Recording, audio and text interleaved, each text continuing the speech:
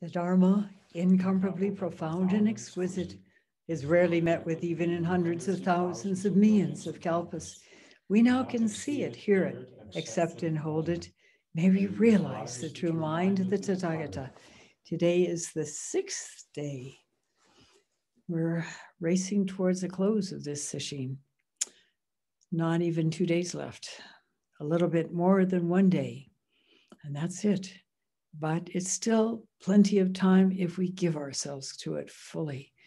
And of course, it feels to me like we've been giving ourselves pretty well fully to this sesshin throughout the sesshin, and that's extremely heartening. Sesshin is a process, unfolding awakening, unfolding insights. And then, of course, it's important to take these into our life and to allow them functioning. And that is part of practice. Practice is basically twofold in a sense. It's about coming to awakening, which is reaching deep within beyond anything obvious, beyond all our habit patterns of assumptions, our conditioning, beyond everything, really. So deeply reaching that we forget ourselves completely for at least a certain period of time in order to come back to life, so to speak, and recognize a very different view that we have unwittingly opened to. But then there is the aspect of functioning. All the insight in the universe isn't particularly helpful if it cannot function. In other words, if we cannot function out of that realization and make it live in our daily life. And to that end, we have ongoing Zen practice. Yesterday, I spoke of an experience I had not long before I left Sogenji after several years of training there. I went to Sogenji after I had finished all my formal training at Rochester and still felt that I still needed to uncover more. I still needed to open to more, to deepen more. And I still feel that way. And it's actually exciting to have discovered this amazing path and to be able to walk it, to have the guides to walk it. First, Mitra-roshi, and more recently, well, since 1991, Mitra-roshi. At Sogenji, there are 2 training periods each year. This is common to have training periods at Zen monasteries where there's more concentrated work on one's practice and the expression of one's practice through functioning. And Mitra-roshi is utterly dedicated to bringing every possible being to full awakening. And to that end, it's a very, very intense schedule at Sogenji, more intense than any other place I've ever heard of or have been and experienced. So these 2 training periods run from February to August and from August to February. There is really no gap at all. And I said a little bit about how it unfolds. So there's a little ritual, a little special tea called a sosare that takes place where the Roshi announces the positions for the next training period. And then immediately you go down to the Zendo and make a speech in Japanese saying that you will, this is assuming you've got a position, saying you will undertake this with utmost commitment and serve the Sangha in the very best way possible. Actually, there are only two speeches. One is from the Jikijitsu and the other is from the Jisharyo. So in his great wisdom, Harada Shodo Roshi assigned me in my last period of time, my last training period at Sogenji, as Jisharyo again, which surprised me because I didn't think, since I would be leaving, I would actually get a position, but I did. And being a senior person, being both ordained and having experience, being a senior person at Sogenji, I had not one, but actually two junior assistants, also called Jisharyo. And there were three of us because I would be leaving. And so there needed to be two afterwards. There was usually a female Jisharyo and a male Jisharyo, because the male Jisharyo took care of the zendo, which was the male living space, actually, and where we sat zazen, of course. Took care of the altar down there. And the female Jisharyo took care of other things. And it was a joint effort. And it of course, required cooperation. And of course, cooperation is something that is expected in Zen training. However, to give you a little background about this particular Jisharyo duty, because I'd been Jisharyo several times before. And in fact, most of the training periods that I was at Sogenji, I was Jisharyo. There was one period of time where I was the guest housekeeper. The Jisharyo is sometimes called the mom of the zendo. The Jisharyo is also called the keeper of the back gate. And when I was first assigned Jisharyo, I had no clues what the responsibilities were. So as we're immediately going from the Sosari, where there was announced the positions, to the zendo to make a speech and accept the job. Well, the job was naturally accepted. I asked Chisan, who's the American translator and senior person at Sogenji, and Mitra-roshi herself, what does the Jisharyo do? And she said hurriedly, make sure everybody follows the rules. And I said, okay, what are the rules? And she said, you'll find out. Not much to go on. But I did find out what the rules were. There were basic rules, and then there were always exceptions to rules. And those exceptions were on a moment-to-moment basis. And flexibility was important. Flexibility and sensitivity and awareness. It was a very good training position. The Jisharyo, in addition to making sure people were in the zendo on time, for example, that's one of the rules, also took care of communication and movement between buildings. So the zendo didn't have any doors, which is interesting to consider, given how cold it gets in the winter and how hot it gets in the summer. But there are other places where there are doors and windows to be taken care of, and that's part of the Jisharyo's duty. So it's kind of wide-ranging, and the Jisharyo also takes care of anyone who's having challenges, problems, anyone who gets sick, and so they're very serious assistants in the zendo. Make it possible for the Jikijitsu to simply run the zendo without having to deal with the other things that could come up, and many times things come up in zendos over the years. And I knew that, of course, as a senior person in the team, that any untoward events, any problems with the Jisharyo system would come on my head, whether or not I had anything to do with them or not. And then here's the hooker.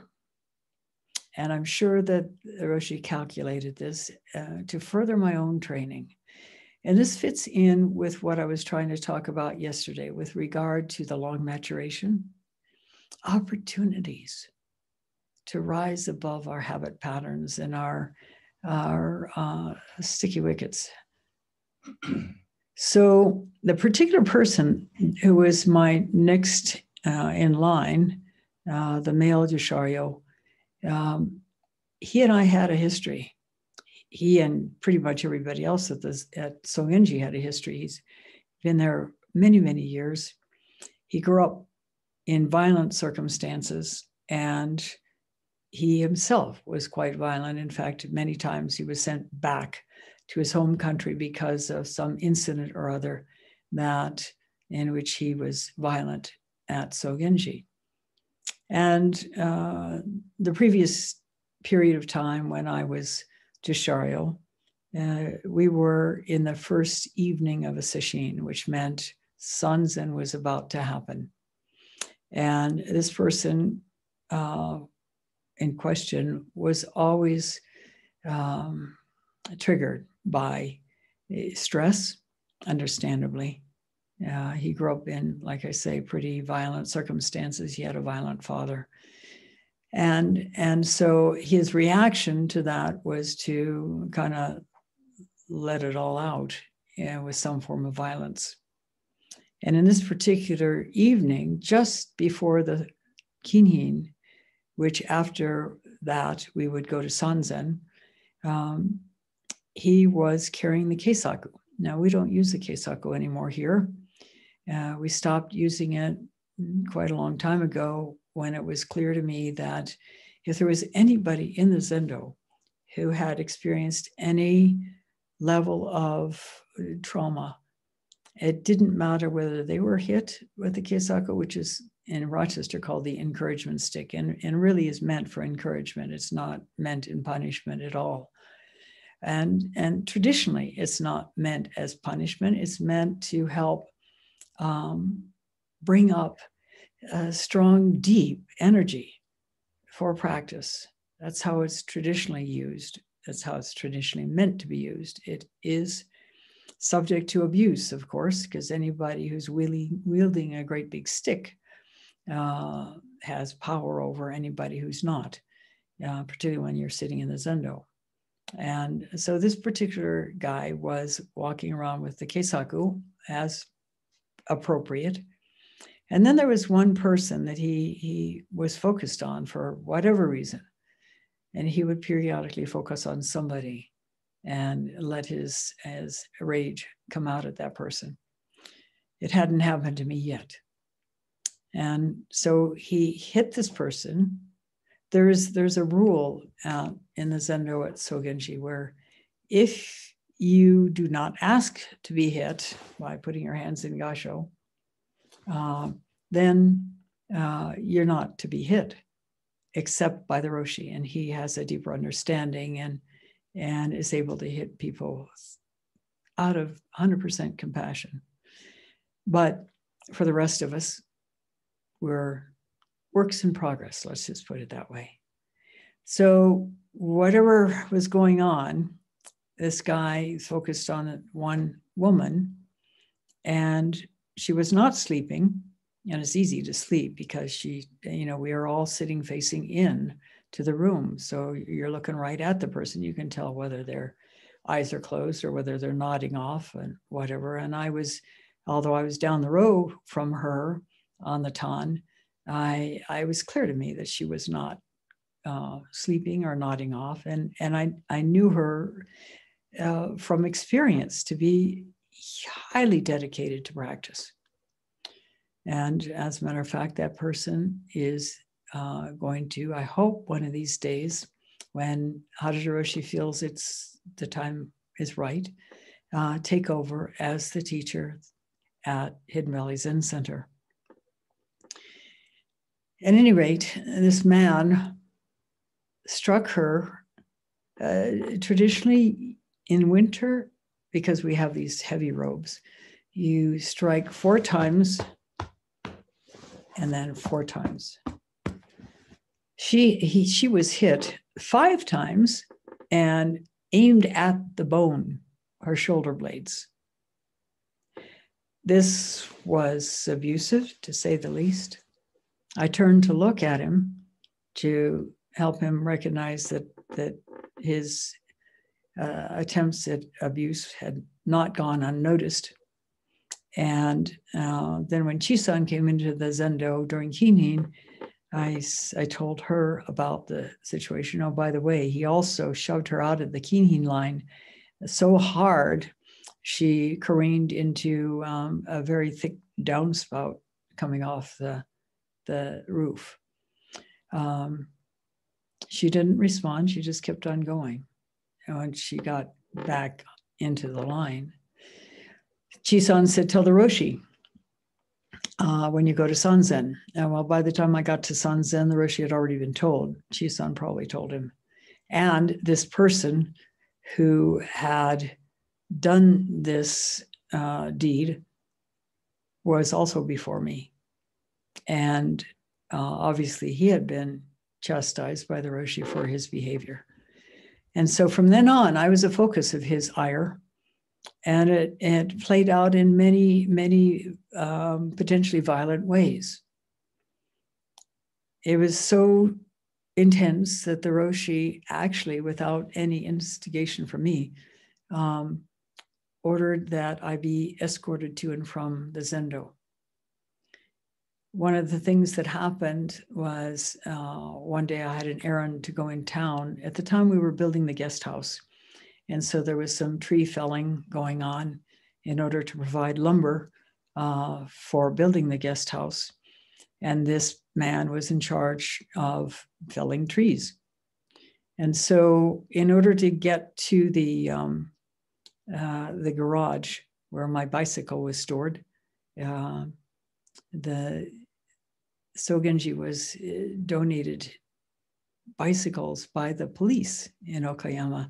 Any bicycles that they found that had been abandoned or recovered that were stolen and were not reclaimed, they would fix up and they would donate to Sogenji. So the people training at Sogenji had access to some travel options. Bus travel was quite expensive. You could go to town by bus. It was going to cost you about $5 to do it for a not very long bus ride that you could make by bicycle in 20 minutes, half an hour. So I was going for my bicycle, and this man was coming out of it's called a kura, the storehouse, where the tools were kept. And he carried a chainsaw and he turned it on, even though it was probably 500 yards to get up to the guest house area where he was going to be felling trees. He turned the chainsaw on and walked right past me with the chainsaw blade running about 3 inches away from my leg. That was one of the things he did. And he did a number of other things. So it was going to be an interesting prospect working with this man. He was very sharp, very, very observant, and he had every power in the world to make it really, really awful for the Sangha and for me. And it would be my responsibility. So we have our heads down on the tatami. We're kneeled down, our shins on the tatami with no cushion, which you eventually do get used to it. And for the first many times, it's quite painful, actually. And the names of the positions and the names of the people who are going to be filling those positions for the upcoming training period were announced. And then we have a tea. And then I was taking a tray of teacups back to the kitchen and realizing that I had to take some steps or this was going to be disaster. And I was going to fail my training. I was going to fail the Roshi. I was going to fail the Sangha. So I happened to pass him as he was coming out of the kitchen. And I said to him, I'm sorry for what's happened between us so far. And he said, I'm sorry too. Which kind of surprised me. I mean, I thought maybe he just grunt or something, but no, there was some connection possible. It would not have worked if I hadn't meant it. If I was just going to be coming from a place where, oh, I've got to say something to this guy and put him off, it would not have worked. I had to really mean it, and I did. I really honestly meant it. When we reach a deep enough place in our sitting, we are able to see other people, no matter what their behavior is, as the pure being that they are. It doesn't condone the behavior. It doesn't sanction the behavior, but it honors the being that is caught in whatever conditioning, whatever history they have, whatever outlooks they have that causes them to act in painful, destructive ways. I was Jacharyo with this man for several more months before I returned to the United States. And while it wasn't 100% harmonious, it was certainly better than it ever could have been had I just been reactive. The man had such a long-standing history of violence with many of the people at Sogenji, and I'd experienced it myself. And he was able to summon up a kind of a psychic energy to put fear in people's hearts. He'd come by it through trying to stay alive, growing up in the environment that he was growing up in. My understanding is that he'd lived on the streets in the city that he was born in for many years. And as I said yesterday, he told me once that he came to Sogenji because he knew that if he didn't leave where he was and do something different, he would be murdered. There was no question in his head. And there's no question in my mind either that he would have been murdered some way or another. But I give this example both as an example of the extremely skillful means that Mitra-roshi was teaching me with, putting me in a situation where I had to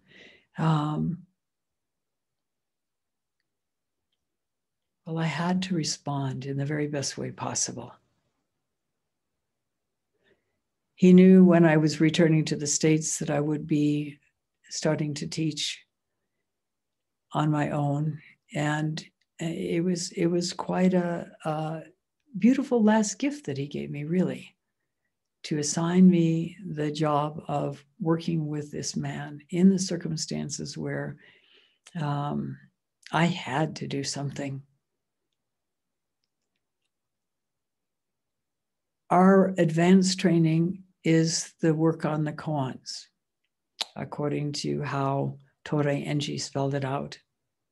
But then he also mentioned the long maturation, which is how we bring to life and bring into functioning what we realize through our zazen.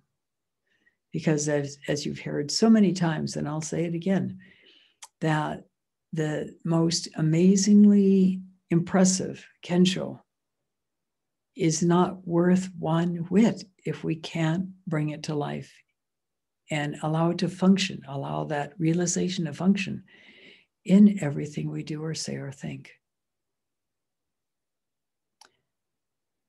Jacques Lusseyran, I've mentioned, the man who was blinded as a child through a school accident and ended up in Nazi Germany, being sent off to, or in France actually, during the Nazi occupation, being sent to Buchenwald, the notorious death camp.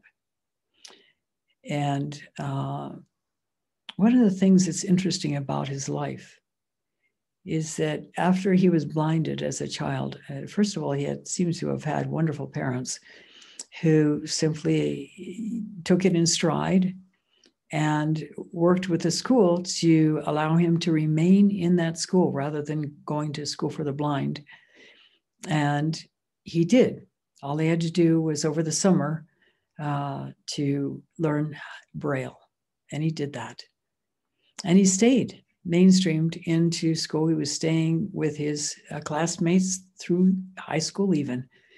And one of the things he discovered fairly soon after he was blinded, that if he, in essence, stayed fully present, then he could easily manage to walk around without bumping into things. In fact, he could actually have a sense of where things were. He could tell you walking down the street if there was a wall on his right side and how high it was, and if there were trees over on the other side, and so on and so forth. He just was able to sense. He was sufficiently sensitive and aware that this was possible to him. So as he's playing with his friends, when he's still 8, 9 years old, he discovers that if he has any bit of jealousy, any bit of wanting to be the kingpin, if he had anything like that going on, suddenly he couldn't see, so to speak. He couldn't get himself even around a familiar room without bumping into things. And yet, if he remained deeply quiet inside, totally present, letting go of any emotional baggage, I mean, he still felt happy and sad and all the rest of those things. But if he started feeling jealous or covetous or those kinds of things, then it didn't work. He couldn't do it. And this also points to an aspect of our Zen practice that's important. He wasn't doing that through some magical way of being. He was doing it because we all have a potential for perceiving beyond our usual accustomed ways of perceiving. And let me share with you something from a book of actually Jacques Lusseyran's teaching. Well, I don't know if you call it teachings. This is the book. It's called Against the Pollution of the I, meaning me, I, me. Selected Writings of Jacques Lusseyran. And let me see where this.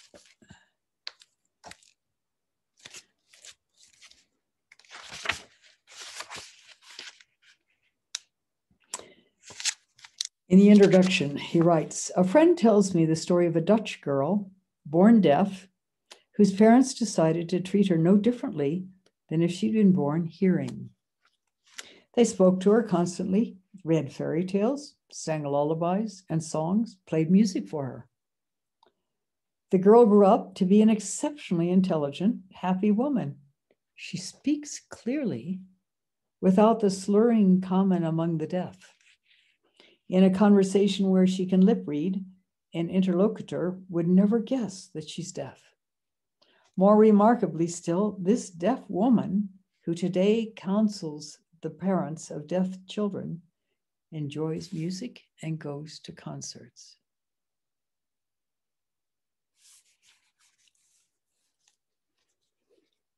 Close your eyes sometime when you have a minute and let your awareness go out and sense.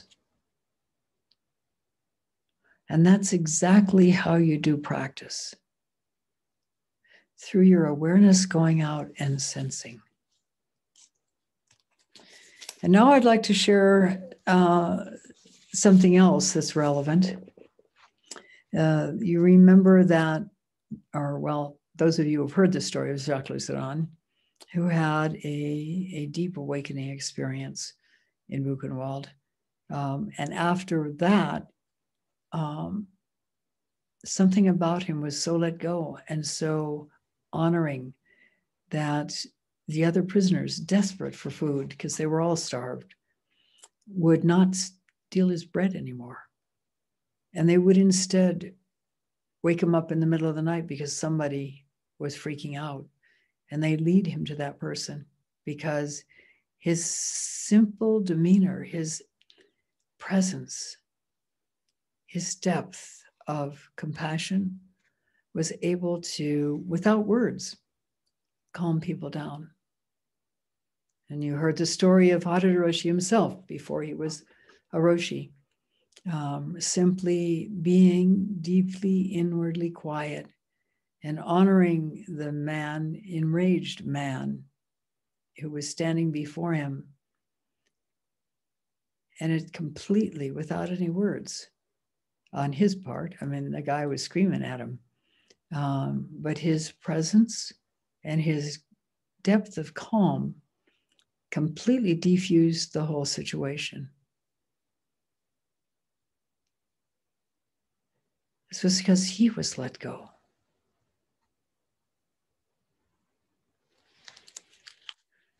Here he talks about a fellow prisoner named Jeremy. And I'll just share with this. The first man on my path is an old man, and you cannot imagine how happy this makes me.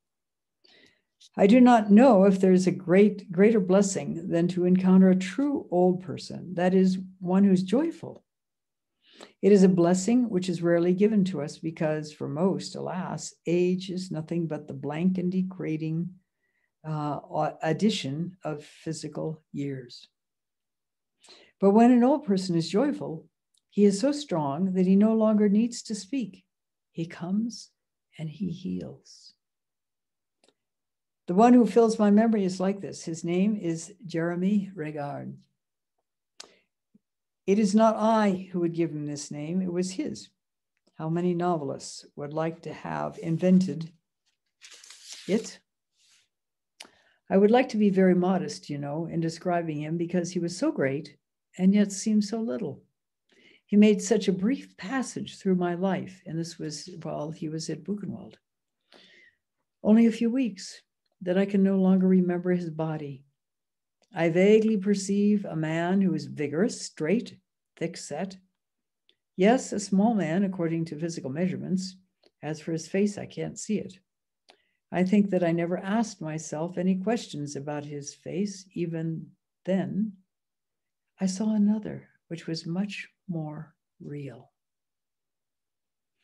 I met him in January 1944 in the midst of the war in Germany, when I was in a concentration camp at age 19.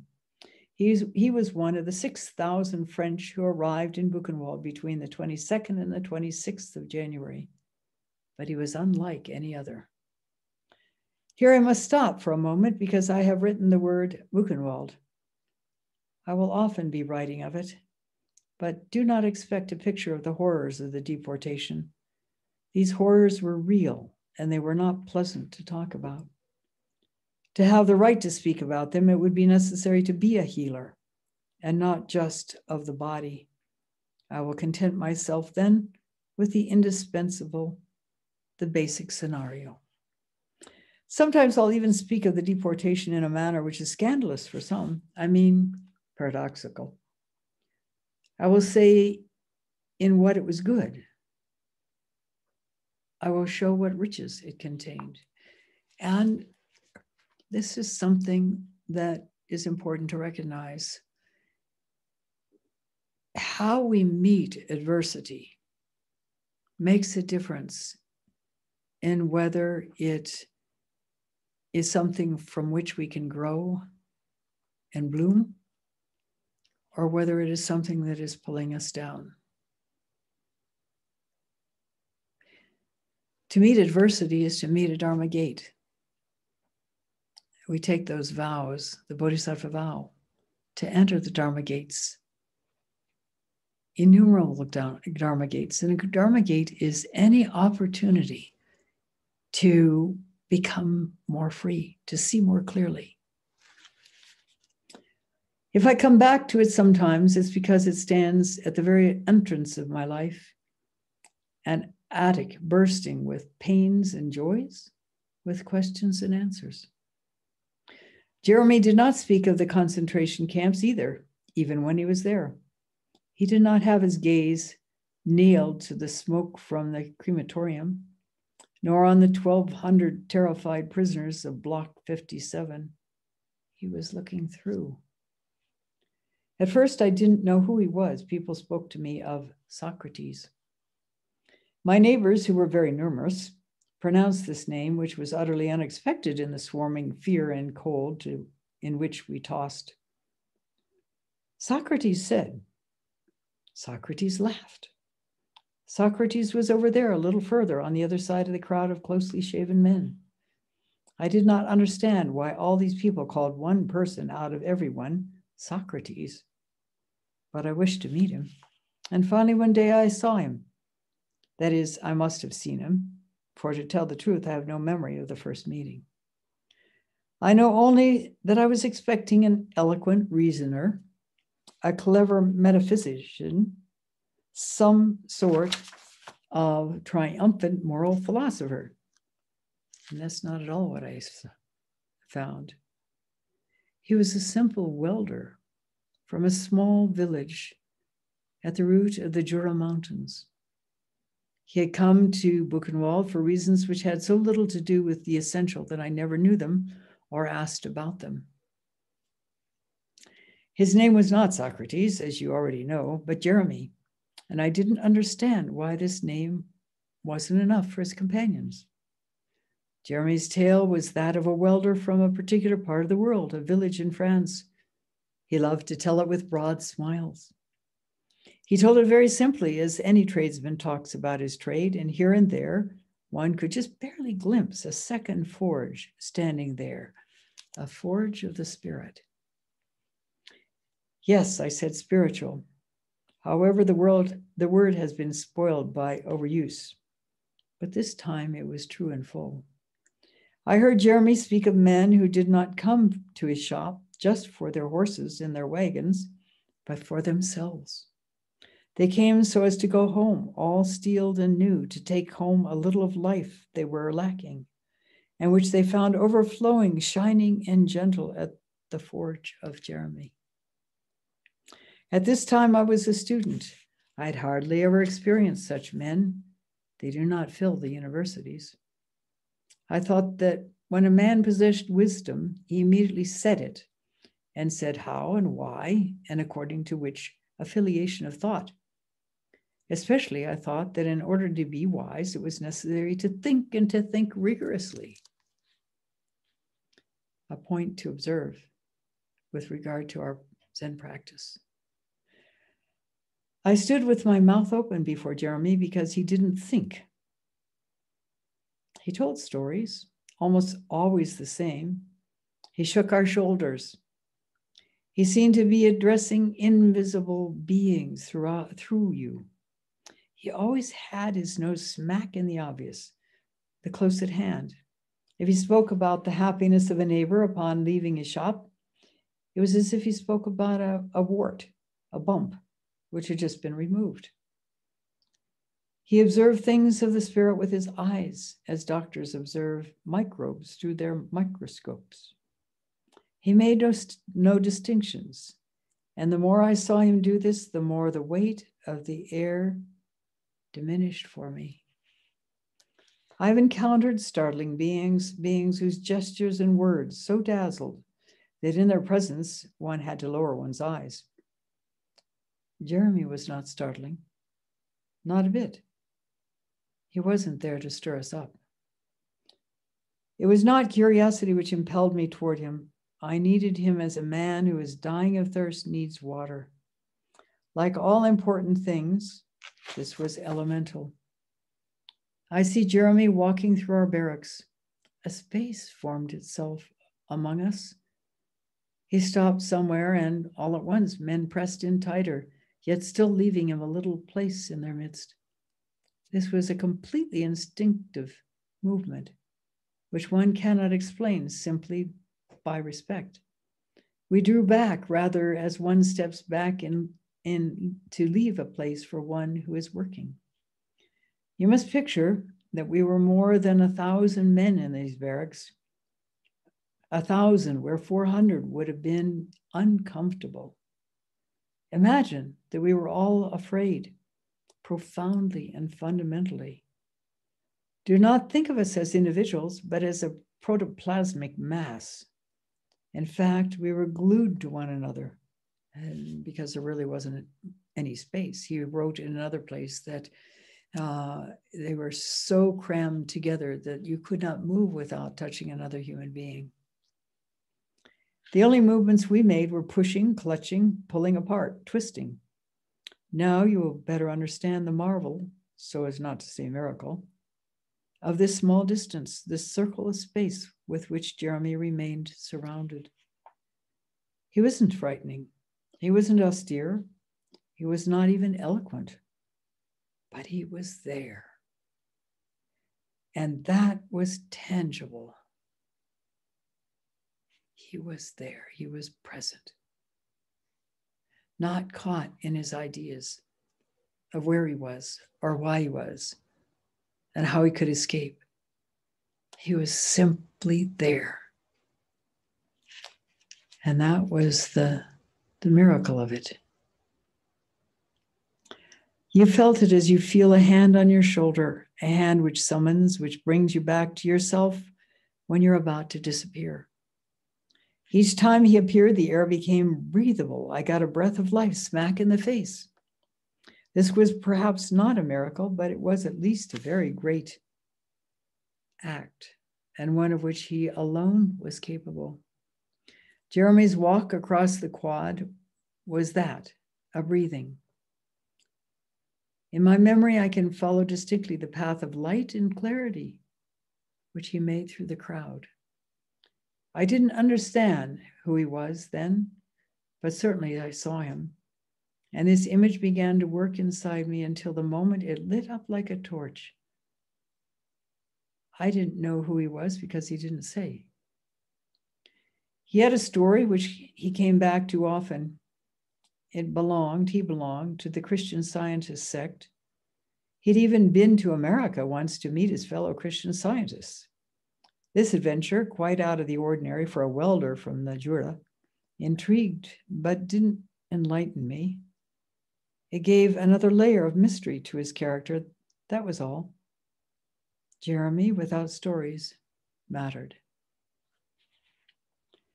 Is it necessary to apologize for using so many images which are linked to simple acts, to eating, to breathing? If I were tempted to do so, Jeremy would prohibit me. He knew too well that one does not live on ideas. He knew too well that one does not live on ideas. He was truly a manual man. He knew that at Buchenwald, we would not live on the ideas which we had of Buchenwald. He said this, and this is true of life.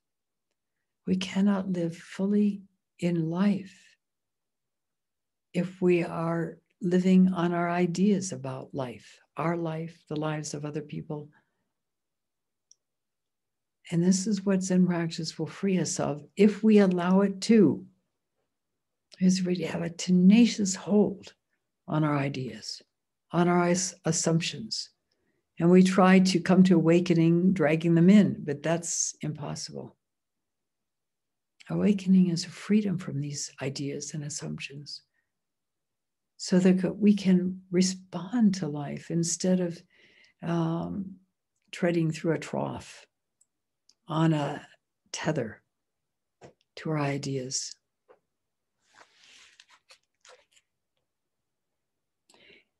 He even said that many of us would die from them. And alas, he was not mistaken.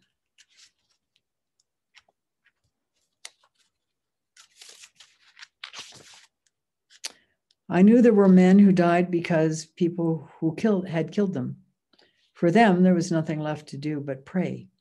But I also knew many who died very quickly like flies because they thought they were in hell. It was of such matters that Jeremy spoke. It was necessary for there to be a man as simple as clear who had gone to the very depths of reality in order to see the fire and beyond the fire.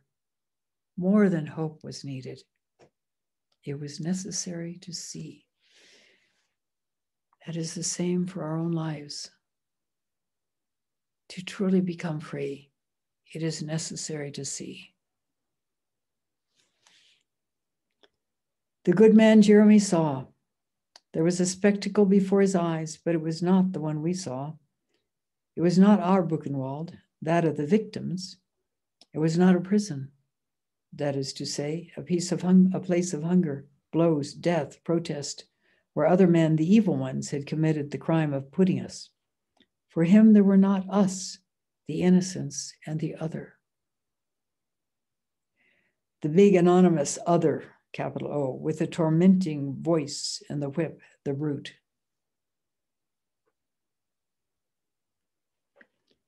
How did I know? You have a right to ask. After all, Jeremy said almost nothing about such things. Well, without a doubt, there exist in certain beings as there existed in him, a righteous and wholeness so perfect that their way of seeing communicated itself is given to you for at least an instant. And the silence then is truer, more exact than words. We have that potential within ourselves. We can become free.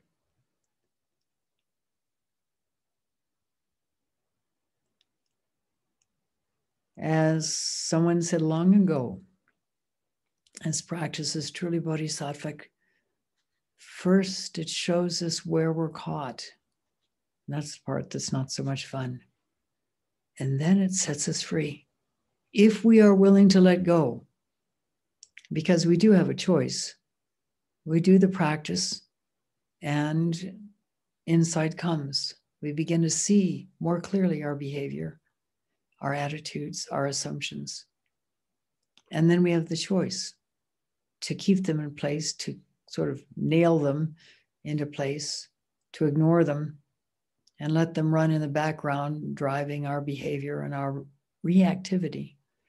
Or we can own them, feel them fully, and allow them to go.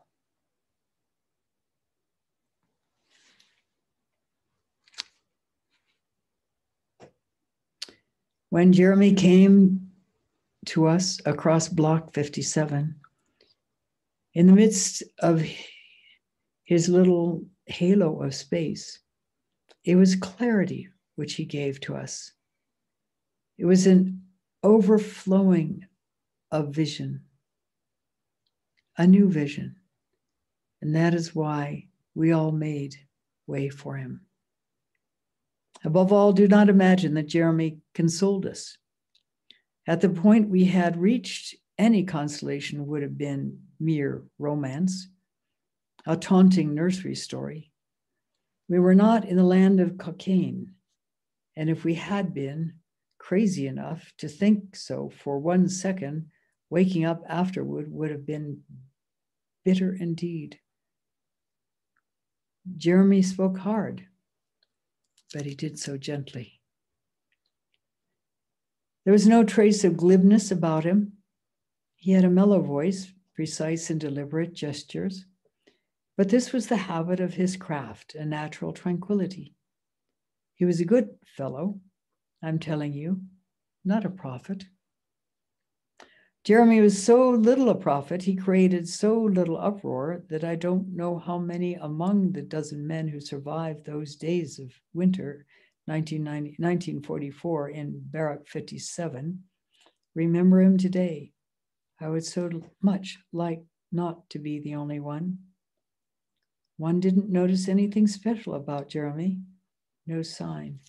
And this also is a sign of a depth of humility that comes naturally with long practice. Many years ago, somebody came to talk with Mitra-roshi. And when they entered, the receptionist told that person that the Roshi was out in the garden. So the man went out to the garden and he came back a few minutes later and said, Roshi's not there, there's only a gardener. And the receptionist went to take a look and said, that's the Roshi. And at Sogenji also, a similar story. Someone came to speak with Roshi who did not know him and was told that he was in the Hondo. And so the person went to the Hondo, which is a great big barn-like structure where ceremonies are taking place and where we do the chanting in the morning, and came back and said, the Roshi's not there, there's just monks in there. And so the person who had addressed him took him back into the Hondo and pointed out the Roshi, who was indistinguishable from the other monks.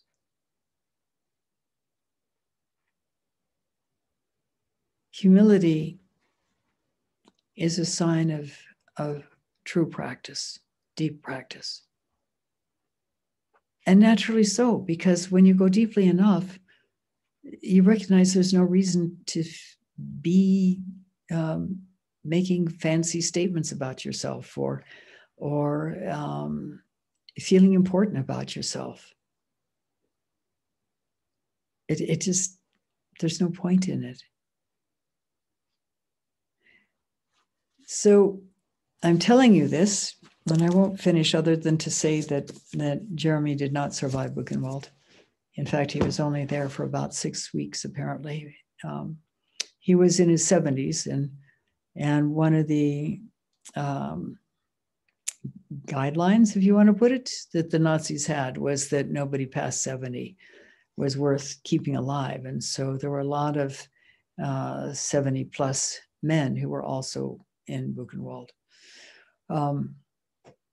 But the important thing about what I've been saying in this teisho is the long maturation is an essential part of practice. It's not one we have normally bargained for. You know, when people come to Zen practice, they think, oh boy, enlightenment. All right, I'm going to be happy and free. I can do whatever I think, what I feel like. Well, not really. The deeper we go in our practice, the more we see, the more clear we see. And again, to belabor a point, it's essential to bring that seeing to life in our actions, in our voice, in how we live. That is serious Zen practice. And we have the tools with which to reach it, the opportunities to practice, especially nowadays with Zoom. And so I pray each one of you will take this practice so deep that you will become profoundly realized and able seamlessly to help relieve suffering in the world, not through pity, but through clarity and wisdom. So we'll stop now and recite the 4 vows. Thank you for listening.